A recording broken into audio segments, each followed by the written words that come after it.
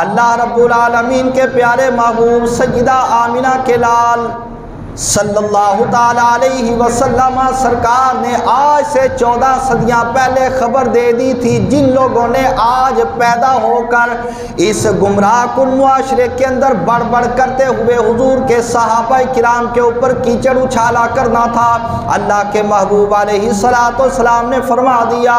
یکون فی امتی قوم یقال لهم الرافضۃ یشتمون ابا بکر و عمر فإن لقیتموہم فاقتلوہم فإنہم مشرکون۔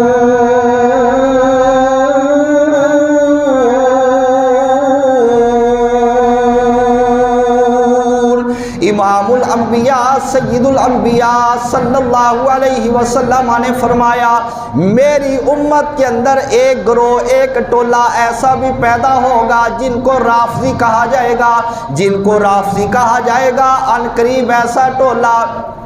میری امت کے اندر پیدا ہوگا۔ نبی پاک علیہ الصلوۃ والسلام نے ان کی علامت بھی بیان فرما دی تاکہ ان کے منہوں سے جو کوئی گند بکا جائے تو اس گند کو سن کر میرے ایمان والے غلاموں کو پتہ چل جائے کہ یہ وہی گمراہ کن ٹولہ ہے جن کی نشاندہی اللہ کے نبی 14 صدیاں پہلے ہی فرما گئے تھے۔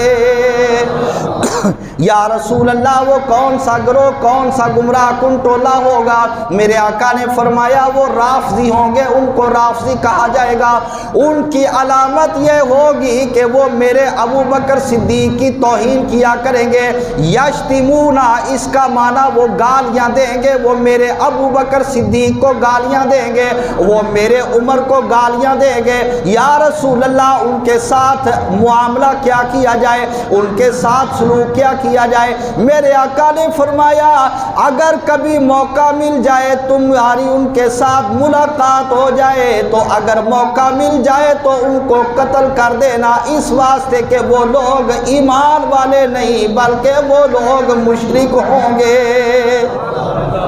وہ ایمان والے نہیں ہوں گے، وہ لوگ مشرک ہوں گے۔ اگر کبھی تم کو موقع مل جائے تو ان کو قتل کر دینا۔ اب لاکھ مرتبہ کوئی اپنے ایمان والا مومن ہونے کا دعویٰ کرتا چلا جائے، اللہ کے پیارے محبوب علیہ الصلوۃ والسلام نے مہر ثبت فرما دی کہ جو میرے صدیق اکبر کو یا میرے عمر کو گالی دے گا، ان کی توہین کرے گا، وہ کبھی بھی ایمان والا نہیں ہو سکے گا۔